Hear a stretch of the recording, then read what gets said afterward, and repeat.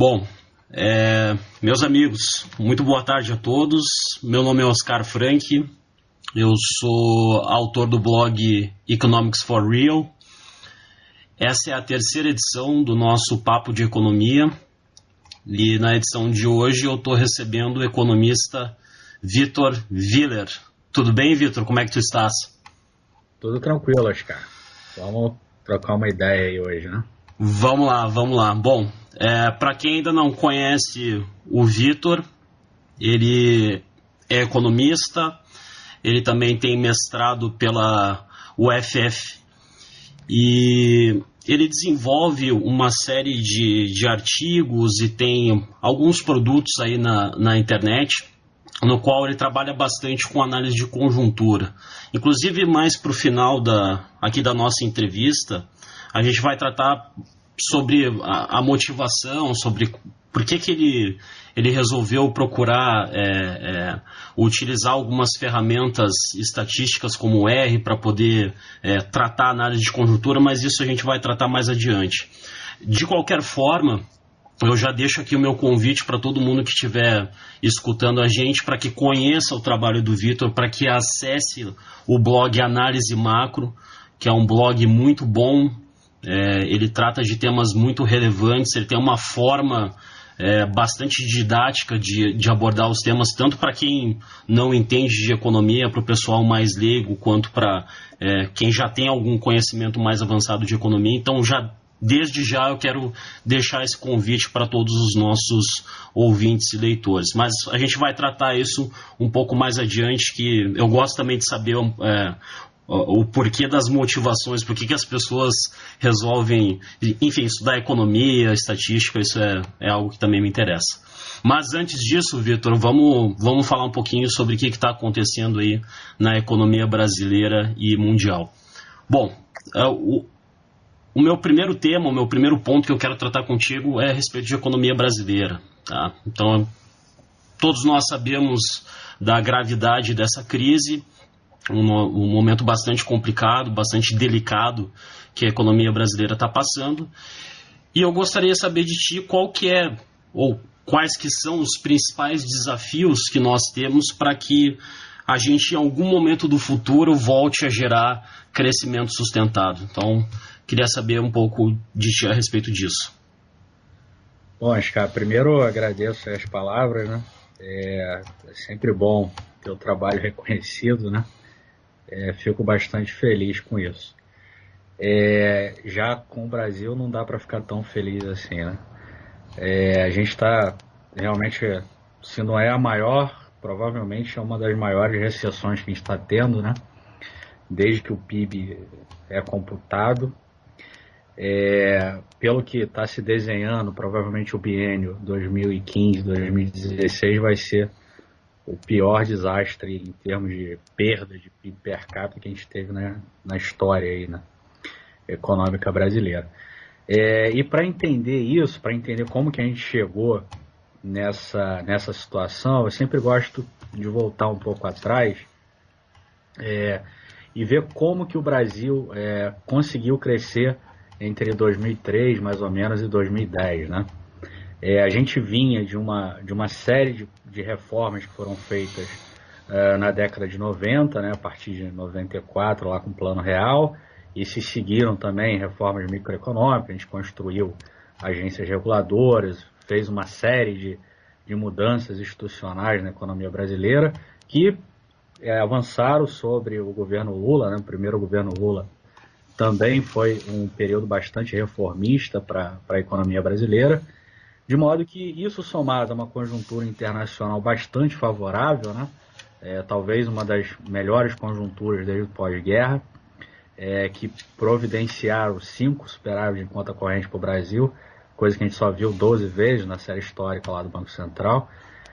Enfim, é um período bastante bom, a Belle Époque, né, para a economia brasileira e provavelmente para a economia mundial, né? Então, entre 2003 e 2010, o Brasil conseguiu crescer acima de 4%, né, em média, no acumulado em 12 meses. Que é uma taxa de crescimento o dobro do que a gente teve no período imediatamente anterior, né?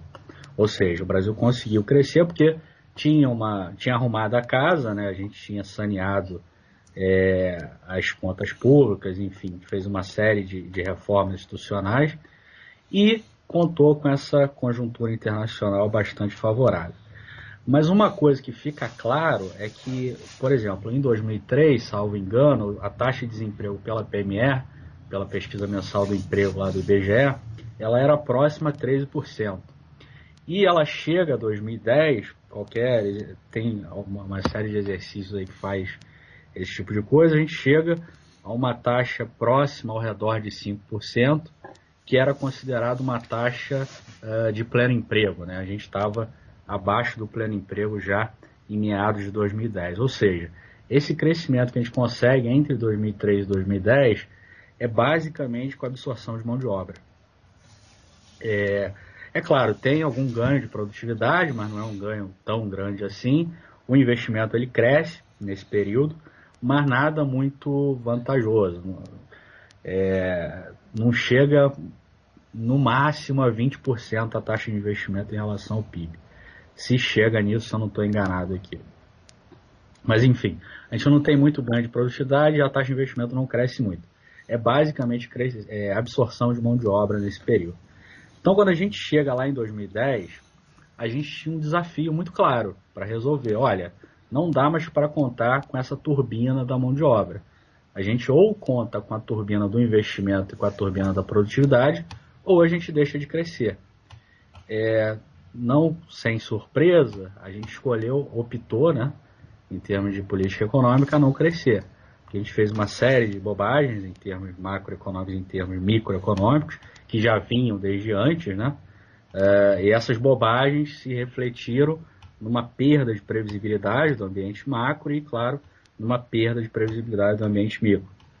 É só ver aí os casos de intervenção mal feitas em diversos setores da economia, acho que o mais salutar no setor elétrico, né? Que uma série de distribuidoras hoje estão praticamente falidas e uma série de empresas geradoras também estão passando bastante dificuldade.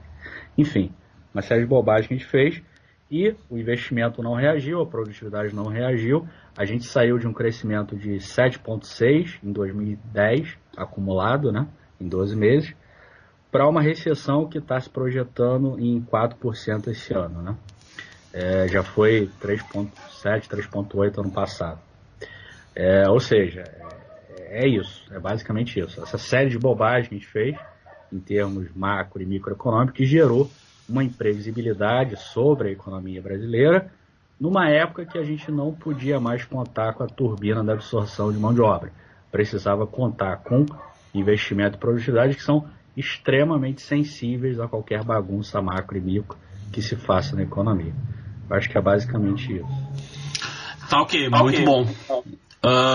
Vitor, eu queria saber também a respeito dessa questão que muita gente está acompanhando com perplexidade, que é a questão relacionada à economia do Rio de Janeiro, né? Nós estamos aí há poucas semanas das Olimpíadas e o governo recentemente decretou calamidade pública em função da gravidade da crise financeira do Estado. Então, não sei, tu tens como apontar para a gente pelo menos alguns dos elementos que ajudaram na consolidação dessa crise? O que o governo do Rio de Janeiro fez de errado ao longo, enfim, dos últimos anos que culminou nesse processo de crise tão intensa?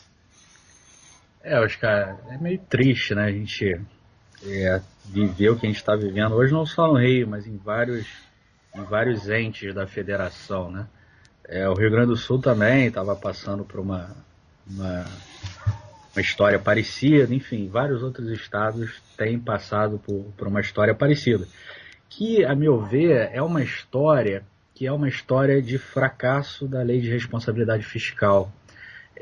Lá em 2000, em 2001, mais ou menos, a gente achava, as pessoas que estudam economia, os economistas em si, achavam que a gente tinha conseguido superar, né, esse momento de descalabro fiscal. Não, agora as coisas vão começar a entrar nos eixos, os governos serão punidos, né, pelas bobagens que eles fizerem com o orçamento, etc. Só que a gente viu que essa história aí não estava bem amarrada institucionalmente, né? Não só os estados, mas a própria União, né? O crescimento da União, da despesa primária da União, é o cerca de dobro do PIB desde 97. Se a gente pega lá a série histórica, essa despesa ela vem crescendo cerca do dobro do crescimento do PIB, né? O Produto Interno Bruto.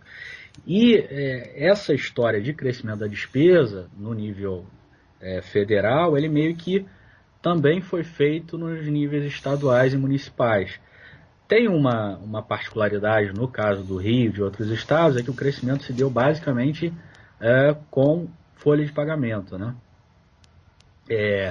O Rio investiu muito na contratação de novos servidores, deu reajustes que não poderia dar, né? De modo que você engessa cada vez mais a despesa, tornando o orçamento estadual bastante engessado, né? Isso é um ponto, e é um ponto mais estrutural. Mas, claro, tem os pontos conjunturais, que o Rio ele tem a particularidade que ele depende muito do preço do petróleo, né? O setor petrolífero é bastante importante para o Rio. E esse determinado ponto lá da economia mundial, o petróleo chegou a $150 o barril, o que gerou uma riqueza instantânea para estados que tinham dependência desse produto. E esse momento de bonança, eu costumo dizer, que a gente viaja aqui pelo interior do Rio, né? Ele não foi aproveitado. Por exemplo, tem uma série dos 92, 93 municípios do Rio, uma parte considerável deles recebe royalties, né, do petróleo, e esses royalties, ao invés de serem usados para construir um fundo ou melhorar a infraestrutura, saneamento, que a gente precisa tanto, saúde, educação, etc., você vai por várias cidades, o pessoal colocou granito na calçada da região das praias, né? Você vê um exemplo do que foi mal feito o gasto, né? A gente teve agora recentemente também no Rio a queda lá da ciclovia, né? Que ilustra como que as obras são feitas, não só no Rio, mas no Brasil, né? Não tem muito controle, não tem muita responsabilidade do XYZ sobre aquela determinada obra, os órgãos de controle não funcionam, ou seja, existe uma institucionalidade fiscal que parece que não funcionou, né? O meu ponto é esse, com a lei de responsabilidade lá. Seja no nível federal, a gente teve recentemente uma presidente impedida por questões fiscais, mas também seja no nível estadual. Então, não me parece que as coisas estejam dissociadas. É claro, de novo, tem alguma particularidade no caso do Rio, que o Rio é muito dependente do preço do petróleo, fez uma série de investimentos em função das Olimpíadas, e isso pode ter um impacto, né? Mas, somado, claro, ao crescimento da folha, que foi muito grande nesses estados, mas o problema geral, o quadro mais estrutural, me parece que a gente precisa ainda fortalecer essas instituições fiscais, que num determinado momento a gente achou que estava pronto, que não precisaria adaptar, aperfeiçoar mais. Pra você ter uma ideia, falando mais da parte macro, né, a parte Brasil, todo economista ou toda pessoa que estudava economia sabia nos últimos 5 anos o que era pedalada fiscal. Tinha que pegar lá o superávit primário e limpar ele dessas pedaladas, dessas coisas. Só que todo mundo sabia, mas os órgãos de controle, o TCU, por que ele não viu isso antes? Me parece que não era institucionalizado, não tinha essa coisa. Por exemplo, as contas de 2015 do governo federal não foram aprovadas ainda. Se é assim no governo federal, imagine os governos estaduais e municipais, entendeu? Então, quer dizer, a gente precisa melhorar essa institucionalidade, né, que está por trás do orçamento público, que me parece que ainda é muito frágil no Brasil e permite esse crescimento muito grande da despesa, esse desperdício de recursos públicos que causou todo esse problema que a gente está tendo hoje, né? Não, perfeito. Antes da gente avançar para a próxima questão, só me permite fazer um breve comentário, que na primeira parte da tua resposta, que estava dizendo que em relação ao inchaço da folha, do fato do governo ter concedido reajustes muito maiores em relação à capacidade que ele realmente tinha de cumprir com esses pagamentos, se nós substituíssemos Rio de Janeiro por Rio Grande do Sul, a explicação seria rigorosamente a mesma, né?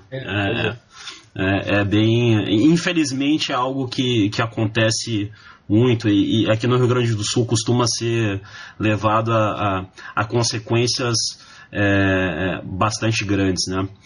Bom, salvo um vilão ou outro que seja diferente, me parece que o enredo é o mesmo, né? Não muda muito não em relação aos estados, né?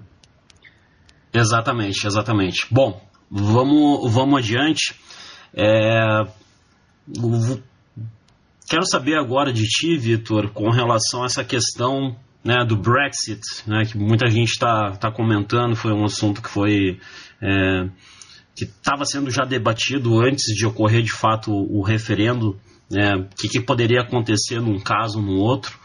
E o resultado do referendo mostrou que a população majoritariamente optou pela saída do Reino Unido da União Europeia. Então eu queria saber de ti qual que é a tua visão de tudo que tu já te informou a respeito, ponderando aí prós e contras, o que tu acha que pode acontecer aí com a economia do Reino Unido, não só do Reino Unido também, mas da própria União Europeia ou a própria economia mundial também, né? Que eu acho que diz muito respeito. Não se trata de um efeito meramente localizado, mas difundido. Na tua visão, o que pode acontecer no futuro aí com relação a isso? Bom, em primeiro lugar, assim, como liberal, para mim é um desastre o que aconteceu. Porque eu vejo a União Europeia muito mais do que uma união de livre comércio, né? Ela talvez seja o projeto mais ambicioso que a humanidade já teve para unificar povos que já passaram por inúmeras guerras ao longo da história, né? Então, sei lá, a União Europeia é um projeto de mais de 50 anos, começa lá no pós-Segunda Guerra Mundial, com acordos específicos para transacionar determinados produtos, e avança para essa área de livre comércio e livre transação de pessoas e bens, etc. Ou seja, qualquer coisa que vá no sentido de enfraquecer esse projeto, me parece que seja um retrocesso. Isso não falo como estudante de economia ou como economista, falo como liberal. Me parece que é um retrocesso desse ponto. Agora, do ponto de vista econômico, eu acho que assim, a gente tem que entender por que essa decisão foi tomada. Não acho que tenha sido uma decisão unânime, né? Foi bastante apertada, 52 a 48, salvo engano, né? Isso. De modo que não foi uma vitória expressiva, né? E, enfim, é uma decisão que você tem que entender do ponto de vista econômico. Por quê? Porque o Reino Unido, se a gente olhar bem, eles nunca aceitaram 100% a ideia da União Europeia, né? Tanto é que eles foram bastante reticentes a entrar, não adotaram o euro, né? Continuaram com a moeda própria, com a Libra, e sempre houve uma discussão muito grande lá no Reino Unido sobre se valia a pena ou não participar da União Europeia. De modo que estava sempre latente esse tipo de discussão lá dentro. Ficou mais latente ainda com os casos recentes de imigração, né? Me parece que a imigração é um ponto bastante importante que foi um dos determinantes para essa decisão pró-saída, né? Ou seja, é aquela velha máxima, né? Quando a farinha é pouca, meu pirão primeiro, né? Então me parece que isso foi levado em consideração na saída. Agora, as consequências disso são bastante complicadas, né? Porque, primeiro, eu acho que é ruim para o Reino Unido, é uma decisão do eleitor médio, mas é uma decisão do ponto de vista econômico bastante ruim. Já se fala em várias empresas e bancos saindo do Reino Unido, né? A City Londrina, né, que a gente conhece, ela deve perder força nos próximos anos se essa decisão de fato for levada às últimas consequências, se não houver nada no meio do caminho, né? E além disso tem o efeito manada, né? Será que outros países vão tomar o mesmo caminho, né? Aquela moça lá, um pouquinho radical da França, já sinalizou que pode tomar alguma coisa. A Alemanha tem eleição no ano que vem também, e o alemão típico, ele sempre acha que ele está carregando a europeia nas costas. Enfim, essa decisão do Reino Unido pode levar a uma posição também extrema na Alemanha e na França, que se acontecer meio que acaba o projeto da União Europeia, né? A Escócia também já sinalizou que quer dizer que vocês não querem ficar na União Europeia, então a gente também não quer ficar no Reino Unido. Enfim, é uma decisão que os mercados não esperavam, né? Esperavam que não fosse aceita a saída. Por isso houve uma reação muito forte ontem, né? De queda muito grande das bolsas, e tem um índice que a gente mede volatilidade, né? Que é o VIX.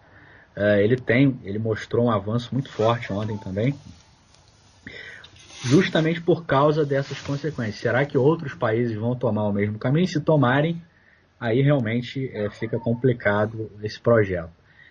Enfim, em resumo, né?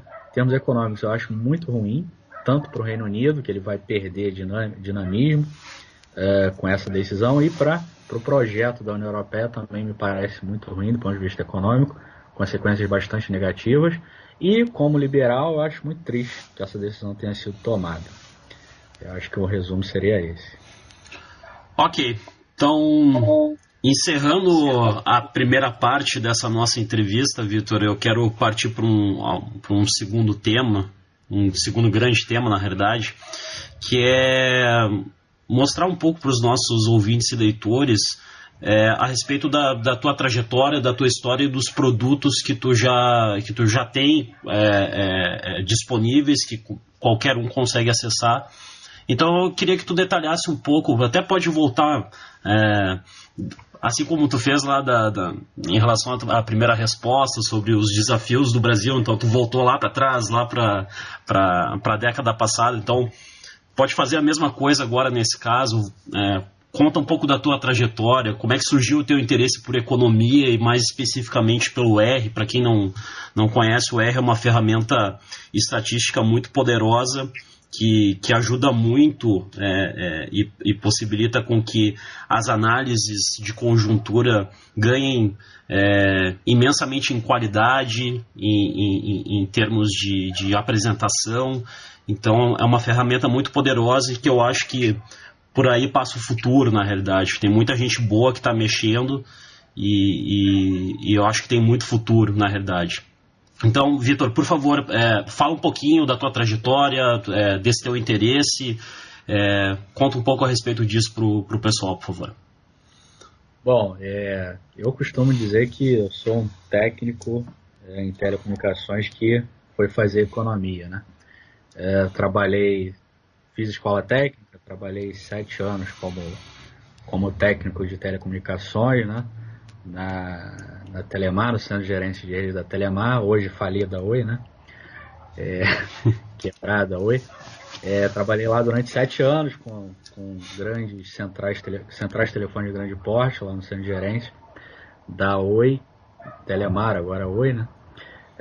E no meio do caminho eu resolvi fazer economia porque me faltava esse lado mais de debate, de discussão e tal, porque a parte técnica da coisa não tem muita discussão. Você tem um problema que você resolve aquele problema. Não achei que fazer engenharia fosse uma coisa, sei lá, me trouxesse esse lado, né, de discussão, de debate, etc. E fui resolver fazer economia. Entrei lá na UFRJ, depois mudei para a UF e fiz graduação na parte macro, né, sempre voltada para macroeconomia, e o mestrado também em macroeconomia. As duas especificamente em política monetária, né? A minha dissertação ela é em política monetária e pretendo começar o doutorado ano que vem, se tudo der certo, se não acontecer nenhum problema no meio do caminho. Bom, esse é basicamente o meu interesse em economia, basicamente em macro, em discussões macroeconômicas, né? Eu sei muito pouco de microeconomia, essa parte de leilões, regulação, uma parte bem legal que está se crescendo muito e me parece que é um dos grandes gargalos da economia brasileira hoje, é a parte micro, apesar das bobagens que foram feitas na macro, né? Mas me parece que os grandes debates dos próximos anos serão microeconômicos. Mas não é muito a minha fonte de interesse, o negócio é mais macro, mais dados macroeconômicos.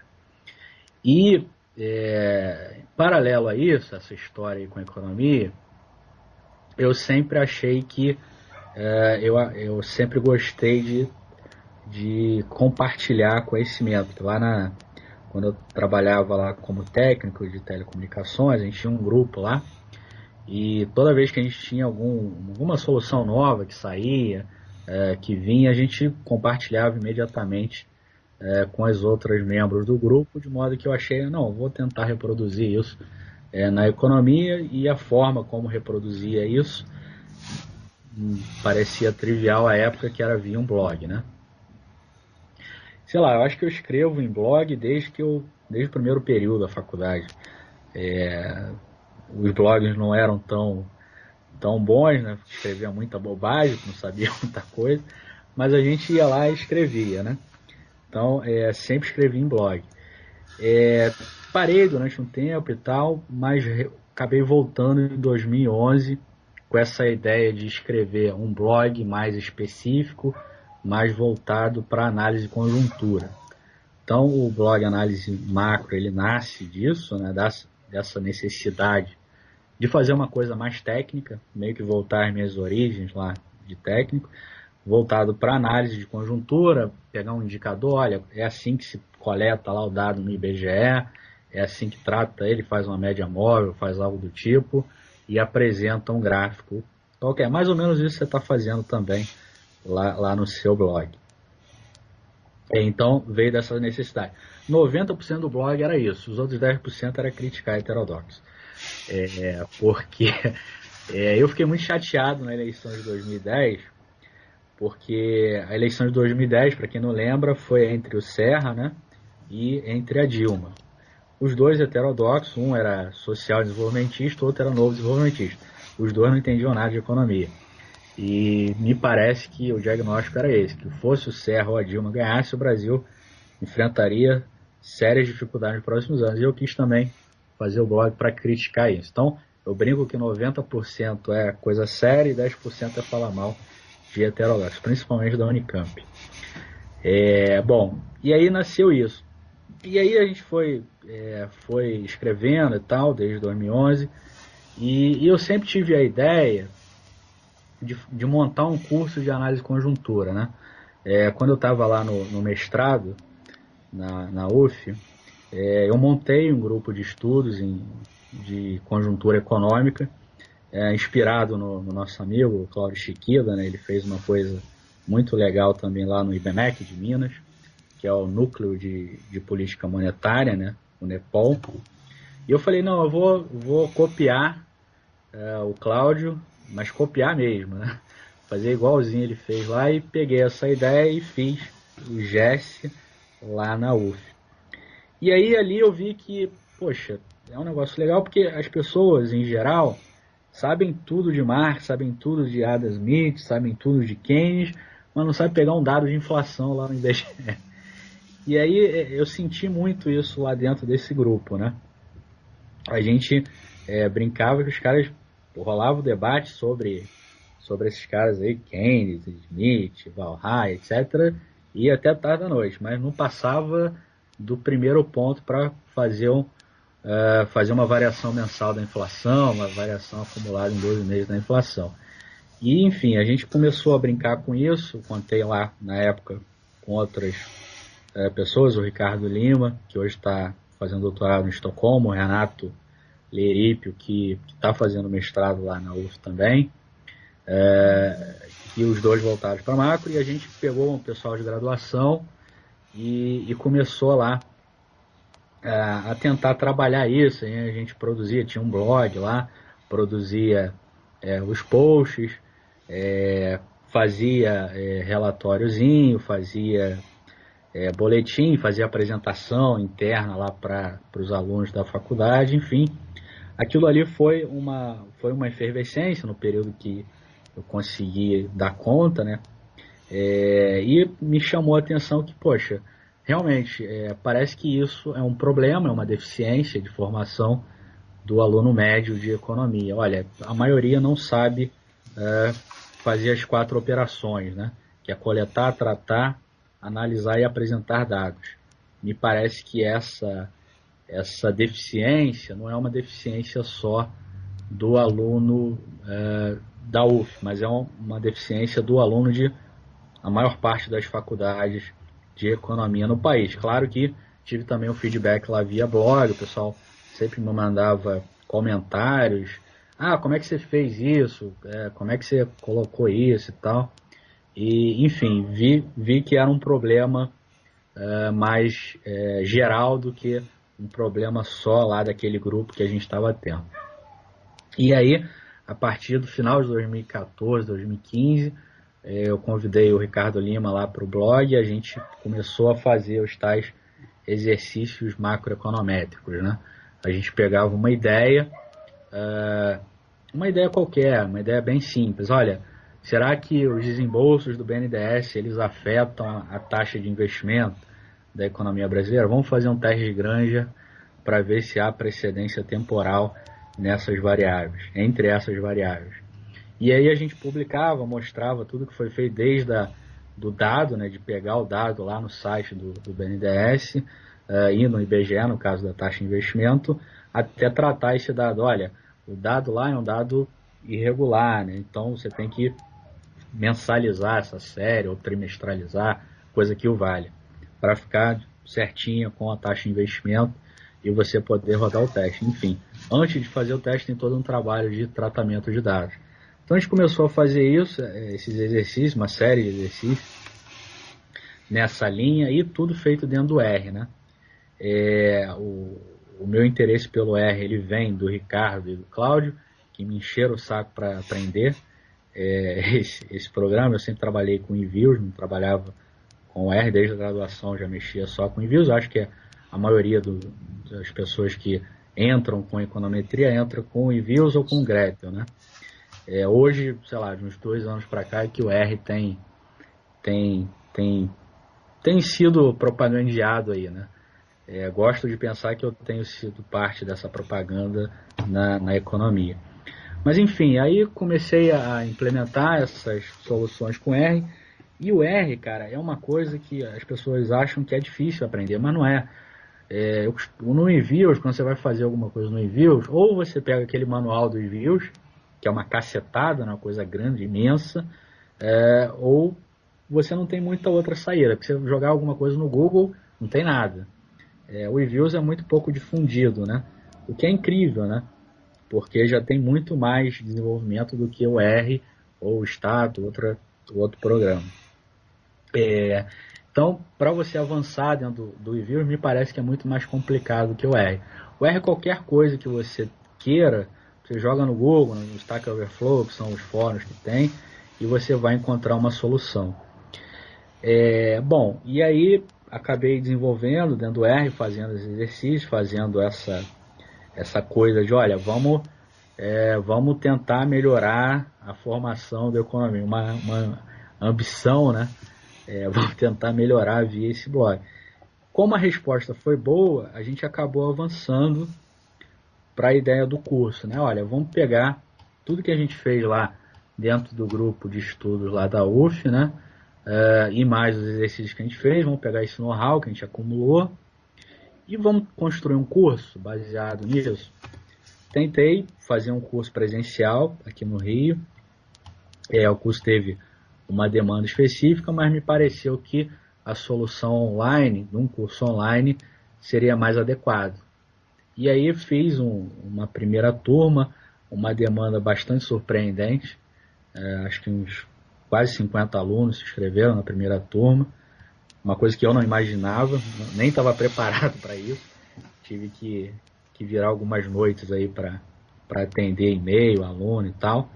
E aí nasceu esse curso de Introdução R com aplicações em análise de conjuntura, que é um curso um pouco diferente do que tem no mercado, porque os cursos que tem no mercado eles são mais cursos gerais, né? Você aprende a mexer na ferramenta e aí os dados são gerados no próprio programa, o R tem essa facilidade, de modo que não são cursos muito intuitivos. É claro que eu devo estar fazendo uma propaganda aqui, então tem um viés, né? Mas tirando esse viés, limpando um pouco esse viés, me parece que é um curso que é mais intuitivo, porque usa dados macroeconômicos. Eu ensino o cara a lidar com dados reais, né? Vamos colocar assim, que é meio que a expertise que eu tive ao longo desses anos aí, seja no grupo de conjuntura, seja dando consultoria também na parte macro, enfim. E aí criamos esse curso. Hoje já está na casa de quase 300 alunos, que a gente já conseguiu treinar nesse curso. E estamos também expandindo para outros cursos. Tem um curso que vai começar agora em julho, que também, surpreendentemente, está tendo demanda, que aí já é um curso de análise de conjuntura usando R, né? Que já é um curso que eu vou ensinar o aluno a coletar dados de inflação, política monetária, política fiscal que está na moda, né? Nível de atividade, etc., usando o R para isso. Coletar e tratar esses dados usando o R. E à medida que eu conseguir avançar, a gente vai também trazer outros cursos. Tem um curso de séries temporais, tem curso de dados em painel, um curso de construção de cenários e previsões, econometria financeira, econometria bayesiana e produção de relatórios, que é meio que a cereja no bolo, que é unir as 4 operações, né? Coletar, tratar, analisar e apresentar dados, tudo dentro do mesmo ambiente, tudo dentro do R. Ou seja, são 9 cursos aí que a gente pretende até o final do ano lançar, e a ideia é ensinar o aluno as 4 operações, que eu acho que infelizmente as faculdades de economia não formam, não ensinam essas 4 operações. Então é basicamente isso. Tem um monte de outras coisas para falar, mas enfim, não vai ficar muito longo. Não, tá certo, Vitor. Excelente tua resposta, muito informativa. Inclusive, o que eu mais gostei foi o seguinte, né? Porque algumas pessoas já vieram me perguntar, principalmente na época que eu estava ainda lecionando, alguns alunos perguntavam, não, mas onde é que um economista pode atuar, né? Qual que é o campo de atuação? O que o economista pode fazer com o conhecimento que ele acumula ao longo da graduação? Bom, esse aí é um exemplo excelente, né? Por exemplo, tu estás empreendendo através da internet, através de um meio digital, e essa é uma possibilidade muito interessante, né? Acho que, inclusive, dá para citar perfeitamente, plenamente, isso como sendo um caso no qual é possível, enfim, se tirar o sustento, aparecer profissionalmente, mostrar o seu trabalho, enfim. Eu acho que é um caso muito bom e muito interessante de se analisar. Bom, vamos nos aproximando aqui do fim. Eu quero deixar um espaço aí para... não é um debate, mas, enfim, para considerações finais, né? Então fica à vontade aí para falar alguma coisa que talvez tu não tenha conseguido desenvolver, ou, enfim, falar outro ponto do teu interesse, enfim. Fica à vontade aí para poder discutir isso. Bom, só agradecer a oportunidade de conversar um pouco, né? Sobre essa cachaça que é a economia, né? A gente estava conversando um sábado, mas nem parece. É sempre bom falar de economia mesmo, que seja no final de semana. E convidar as pessoas que eventualmente estudem economia, mas não sabem exatamente. Está muito ligado naquela coisa de não, porque eu tenho que saber todos os pontos de vista, todas as escolas de pensamento, etc. Eu acho que isso é uma coisa que ainda é muito difundida no Brasil, né? Que você precisa saber o que o Keynes falou, o que o Smith falou, o que o Marx falou. Vamos tentar trabalhar essa coisa mais empírica, né? Mais prática da coisa, saber